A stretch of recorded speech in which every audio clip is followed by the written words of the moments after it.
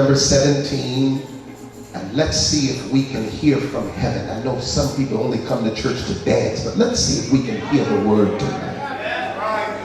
Verse number 38, I'll begin reading. And Saul armed David with his armor, and he put an helmet of brass upon his head.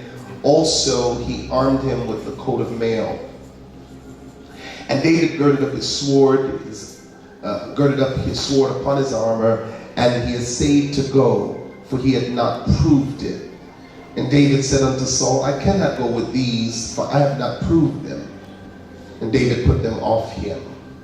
And he took his staff in hand, and chose him 5 smooth stones out of the brook, and put them in the shepherd's bag which he had, even in a scrip. And his sling was in his hand, and he drew near to the Philistine. And the Philistine came on and drew near unto David. Y'all all right? And the man that bare the shield went before him. And when the Philistine looked about and saw David, he disdained him. For he was but a youth, and ruddy, and of a fair countenance. And the Philistine said unto David, Am I a dog, that thou comest to me with staves? And the Philistine cursed David by his gods. The Philistine said to David, Come to me, and I will give thy flesh unto the fowls of the air, and to the beasts of the field. Then David to the Philistine, Thou comest to me with a sword, and with a spear, and with a shield. But I come to thee in the name of the Lord of hosts, the God of the armies of Israel, whom thou hast defied. This day will the Lord deliver thee into mine hand, and I will smite thee, and take thine head from thee. And I will give the carcasses of the host of the Philistines this day unto the fowls of the air, and to the wild beasts of the earth, that all the earth may know that there is a God in Israel. And all the assembly shall know that the Lord saveth not with sword and spear, for the battle is the Lord's, and he will give you into our hands. And it came to pass, when the Philistine arose and came and drew nigh to meet David, that David hastened and ran toward the army to meet the Philistine. And David put his hand in his bag, and took thence a stone, and slang it, and smote the Philistine in his forehead, that the stone sunk into his forehead, and he fell upon his face to the earth. So far the scriptures. I want you to focus with me one more time before you are seated. I want you to focus with me one more time. And I want you to see where at verse 40 it said that he took his staff in his hand after he gave Saul back all of Saul's armor and swords, and he chose him 5 smooth stones out of the brook. 5 smooth stones out of the brook, and put them all in his bag. But at verse number 49 it says, when he put his hand in his bag, he took thence a stone, and he slayed it, and smote the Philistine in his forehead. Our leaders are becoming faint in health, and they cannot do as much as they used to do, and now there is a challenge to a rising generation to come forward and to present themselves as people of integrity, and people of moral value, and people of prayer, people of commitment, people of God. Therein is the challenge. The challenge is that everyone who is coming forward is trying to come forward underneath a pressure to brand themselves. And so you're not really feeling significant if you're not branded. And most people are making you feel as if you have to copy and paste another person's agenda in order for you to be noticed. The interesting thing about this is that you have to pay attention to David, and you have to see the intention of the Lord even throughout the scriptures, and how God develops a pattern of himself throughout the scriptures. What is God looking for? He's not always looking for the person who is always in the front row. always being seen.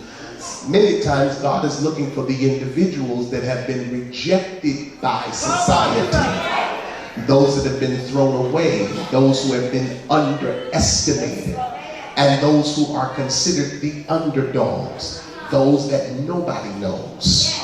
Nobody has ever considered, and if they have ever noticed you, they never pegged you to be the person chosen for the next dimension. And so therefore you are forced into a season of obscurity and forced into a place where maybe God's going to do it, maybe God's going to break me through, because you're under the pressure of everyone else's furtherance. So you think because you're watching things happen for others, it will never happen for you. Such is the case with David. In the text, you will find that David is in the backyard when Samuel comes to the house. Amen. Everybody in the house is made aware of Samuel's presence and the purpose, the intention of his coming. He is coming to anoint a new king. This is a secret that is only made privy to Jesse's house. That's right. And not everyone in Jesse's house knew the facts. The only person that did not know the intention of the prophet or even the presence of the prophet was the one who was left in the yard. Amen. The Bible says that Samuel comes to the house and says, I have to anoint a new king, but he has to tell the elders that I'm only coming to make sacrifice because we don't want the word to get to Saul. Many of you are going to kill your future by making yourselves boisterous in an immature season. If you're not ready to go, you should be very silent. Because if your time has not yet come, you run the risk of being assassinated by the individual whose time it is now. You don't want to anger Saul. And so it's important that if we're going to be anointed for the next phase of our lives, we do so in secret. I would rather my elevation be done in secret. I would rather receive the authenticity of my next season in secret. I would rather nobody know what's happening with me. Work in the undercurrent. Build up in the undercurrent. Even Jesus gives this in a particular parable when he says, when in alms, don't let your left hand know what your right hand is doing. It is important that we hold some things in secret. Some of you do too much in the open. When everybody knows what it is you're doing, it makes you an easy target. You wouldn't be targeted if you just learned how to touch your neighbor and take a neighbor. We know you get ready to do something. Just be quiet about it. Sometimes you have to let your action be your explanation. Stop trying to explain what you're doing prematurely, because there are some people who don't have vision. And what they'll do is they will infringe upon the vision that you are discussing. And then they will take the things that you say you're going to do and they will make it applicable to their own lives. You do understand that everybody doesn't like you, don't you? I thought y'all wanted me to preach. I didn't come on this way not to. High five your neighbor and tell your neighbor, you know everybody doesn't like you. And I'm not talking about the people who have made you aware that they don't like you. There are people who will eat with you that don't like you. There are people that text you, hang out with you, ride in your car, come support your ministry, that don't. Can't stand the ground you walk on. And are waiting on an opportunity to expose your vulnerabilities so that they can point out the fact that I told you so, they wasn't nothing to begin with. David ought to thank God for the backyard. I could take off and start dancing right there, because this is my third service. I said, David ought to thank God for the backyard.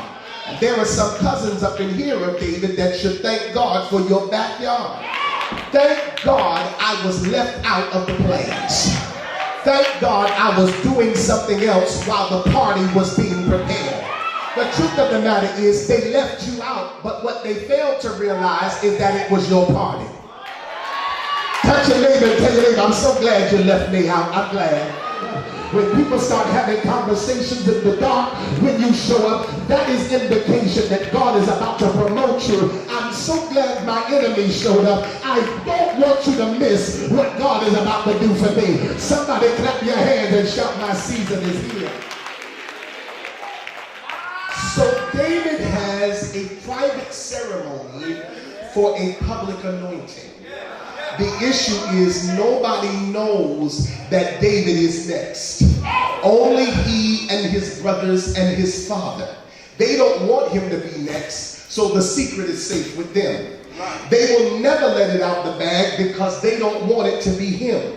And regardless of the oil pouring from the horn, it doesn't matter. It doesn't change their opinion. They still don't want it to be him.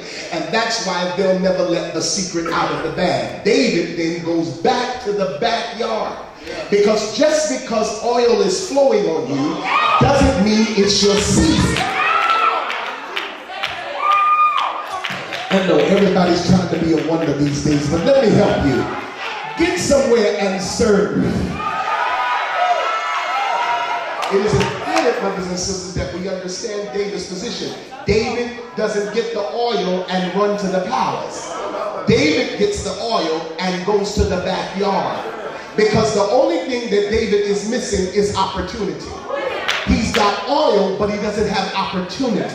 He's back in the dirt. He's back in the trenches until God opens up an opportunity. And when the opportunity opens up, it doesn't open up for him as to be king. When the opportunity opens up, it opens up for another area of his giftedness. And that is the challenge. The challenge is, are we humble enough with the oil to operate in a lower capacity? So because they didn't sit you in the pulpit, you don't want to stay. The reality is, in order for you to get in the door, you just got to get in it. Don't get in it trying to be more than what they invited. If they invited you to say the prayer, then say the prayer. We don't need you to preach. We already have a preach. David waits on opportunity. They don't need a king. They have one. I said they don't need a king. They have one. What they need is a musician. And that's another one of his gifts. I know you have the oil to be the king. But right now, get the harp. Get the harp. Get the harp. Because the king has a mad spirit. He goes mad. He loses his mind. And it only comes under subjection through the sweet melodious sounds. So we need you to operate in a skill and play the harp to calm this mad king. The Bible declares that he is operating in one opportunity until another opportunity presents itself. You must understand that Goliath is a champion. Nowhere does the scriptures call him a giant. It calls him a champion. It says he's a champion. He's a skilled fighter. He knows how to fight. He knows exactly, he's a man of war. He knows exactly how to fight and how to win. He is skillful. He is masterful at all. Please understand, brothers and sisters, that he is now cursing the people of God. He not only curses the people of God, he curses God himself. He mocks them and he persecutes them. And David says, I know I'm a minstrel. I know I'm here to play instruments. But I am offended by what he's saying. And I need to do something about this. His brothers are in the army. God, I feel like preaching. And his father Jesse tells him, take lunch to your brothers. He carries some cheese sandwiches to his brothers. And he says, somebody needs to take care of this uncircumcised Philistine. Who's going to take care of him? And the brother said, you get somewhere and sit down. You get on out of here. You're just looking for an opportunity to shine and try to be seen. Get on out of here. Get on back to the house. David said, is there not a cause? He said, see, if I leave it up to y'all, you're going to shut down every opportunity that comes. But because I subjected myself as a musician, I gained an in with the king. I don't need to talk to anymore. I can go talk to the king for myself. That's what happens when you seize opportunity. Saul looks at him and said, boy, you must be out of your mind. You're too valuable to me as a minstrel for me to lose you to this champion. That's the danger of serving at a lower capacity. Because sometimes people get comfortable with you where you are. And they want to stifle you and keep you from going further. Hallelujah to God. High five your neighbor and tell your neighbor, don't let nobody keep you back. Say, son, go on somewhere and sit down. This is not for you. He said, Saul, he said, oh king, I want to take care of this Philistine. He said, well, what experience do you have? He said, one day, while I was tending to my father's sheep, a lion came and took one of the sheep from the fold, and I chased the lion, and I grabbed it by its mane, and I took it down, and I killed the lion with my bare hands. He said, on another day, a bear came and took one of the sheep, and I wrestled the bear to the ground, and I returned the sheep safely both times to the fold. Saul said, well, all right, if you think you can handle this, I'm going to give you my armor. You got to be careful of people who want to take credit for your promotion. If you're going to go, I want to give you my armor. Wear my armor. The Bible said that he puts on in obedience the armor of Saul. But when he went to go, he could not. Because number one, it was too heavy for him. You cannot function under somebody else's anointing. You're never going to further yourself by duplicating someone. You gotta seek God for your own oil. God Almighty, look to your neighbor and tell your neighbor, say neighbor, don't reduce God's intelligence. He's too big to just give out one level of oil.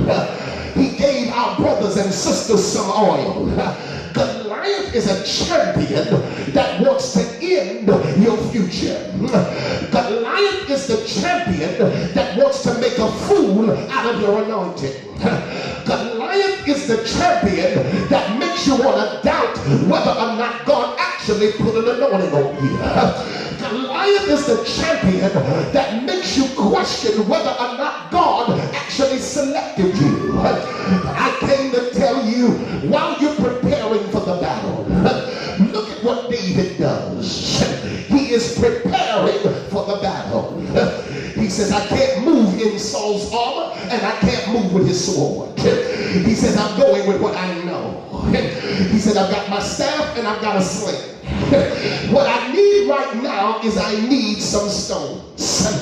And David calculates how many stones he would need to take out his opponent. Isn't it interesting that you can think within yourself that you need a certain level of preparation?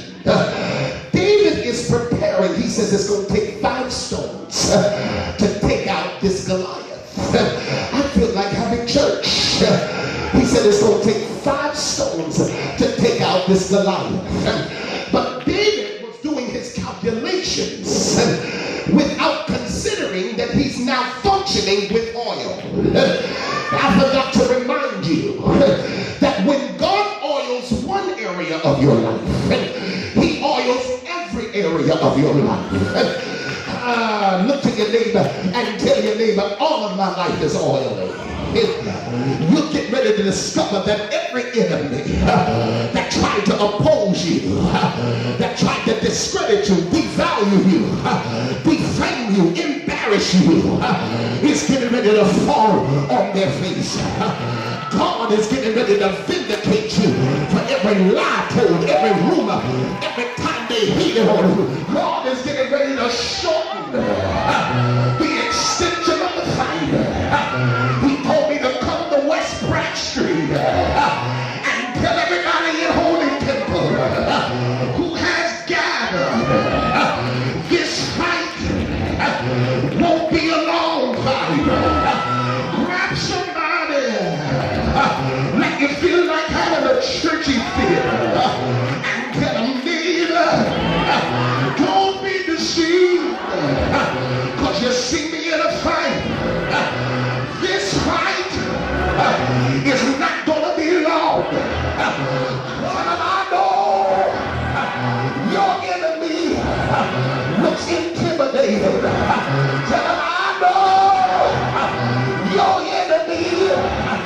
is loud and boisterous, but don't worry about it.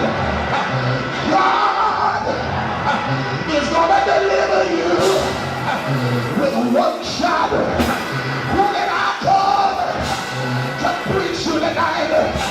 You ain't got to wait till the battle is over. Shout now. Tell him, get ready for the swing. One swing and the job is yours. One swing and your debts are canceled. One swing and your name is promoted. One swing and your ministry takes flight. This fight won't be long. I hear the Lord saying, if you, where you are, can shout about a victory that's coming. If you, where you are, can look at your opposition and say, bring it. You're talking junk, but I'm telling you, you're not going to kill me. But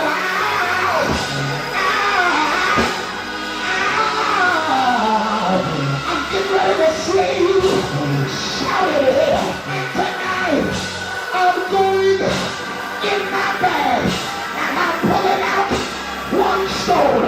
The stone that the builders rejected has become the chief cornerstone.